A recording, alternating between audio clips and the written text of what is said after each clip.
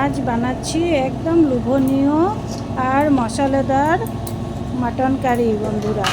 নরম নরম মটন, পেঁয়াজ, টমেটো আর সুগন্ধি মশলার দারুণ মেলবন্ধনে তৈরি এই রেসিপি ভাত, পোলাও বা রুটির সঙ্গে খেতে অসাধারণ লাগে। তো চলো দেখে নেওয়া যাক কীভাবে খুব সহজেই বাড়িতেই বানানো যায় মজাদার মটন কারি। তো আমি মটনটাকে ভালো করে ধুয়ে একটা গামলাতে নিয়েছি, আর আদা, রসুন, টমেটো, জিরা, ধনিয়া, শুকনা মরিচের একটা পেস্ট বানিয়ে নিয়েছি। এখানে গামলার মধ্যে পেঁয়াজ, কেটে রাখা পেঁয়াজগুলো দিয়ে দিচ্ছি।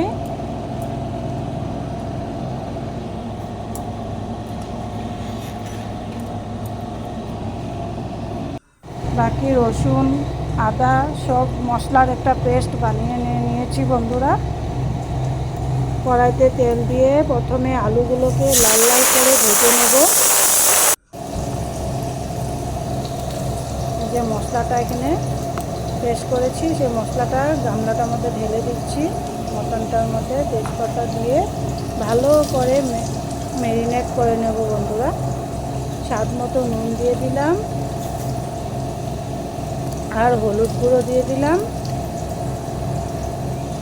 আর কাশ্মীরি লঙ্কা গুঁড়ো দিয়ে দিলাম। আর কিছুই লাগবে না, বাকি সব মশলা পেস্ট করে দিয়েছি। একটু কাঁচা মিঠা তেল দিয়ে ভালো করে হাত দিয়ে একদম মেখে একদম ম্যারিনেট করে নিচ্ছি। তবে হাত দিয়ে মাংস মেখে মাংস বানালে মটন বানালে ভীষণ টেস্টি হয় বন্ধুরা। এই যে আলুগুলো আমার ভাজা হয়ে গেছে। আলুগুলোকে একটা অন্য পাত্রে এখন নামিয়ে তারপর কড়াইতে মটনটাকে দিয়ে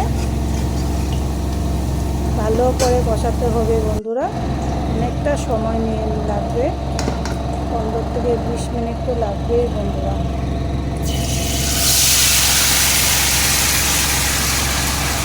ঢেলে দিচ্ছি মটনটা।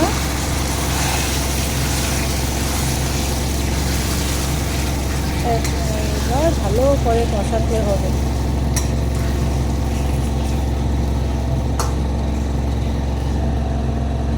হাতে সময় নিয়ে অনেকটা সময় ধরে কষাতে হবে বন্ধুরা। যখন তেল ছেড়ে দেবে তখন জল দিয়ে দিলে তারপরে আরও একটু দেখো কষাতে কষাতে কত জল বেরিয়ে গেছে।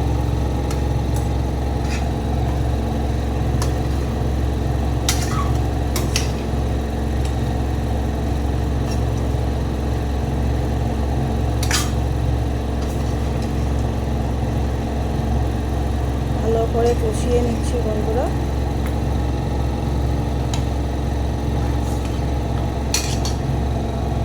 তোমাদের কেমন লেগেছে বন্ধুরা? তোমরা অবশ্যই বাড়িতে ট্রাই করবে।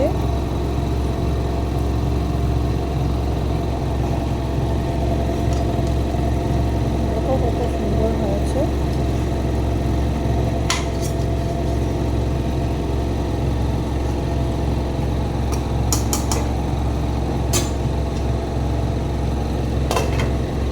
ঢেকে দিচ্ছি। বাস আমার তৈরি হয়ে গেল মটন কারি বন্ধুরা।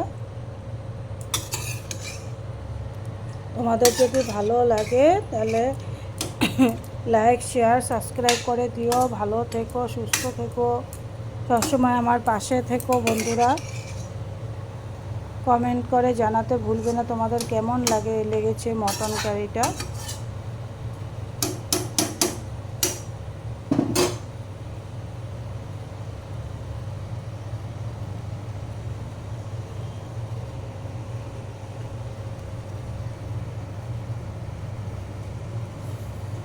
রুটি, গরম রুটি, ভাত, পরোটা সব কিছুর সাথে খেতে দারুণ লাগে বন্ধুরা।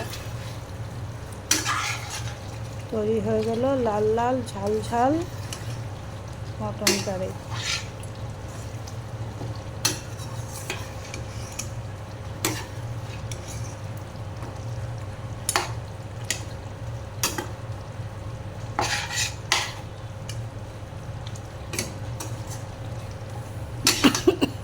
করি বন্ধুরা।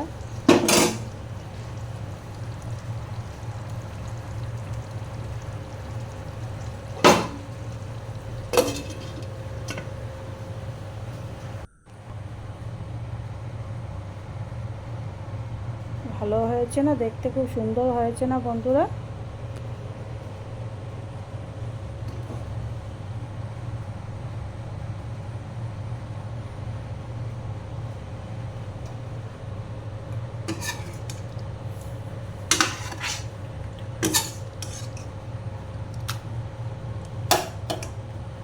গ্রেভিটা একদম সুন্দর, ভালো হয়েছে, দেখতেও সুন্দর হয়েছে। ভালো থেকো, সুস্থ থেকো, টাটা, বাই বাই।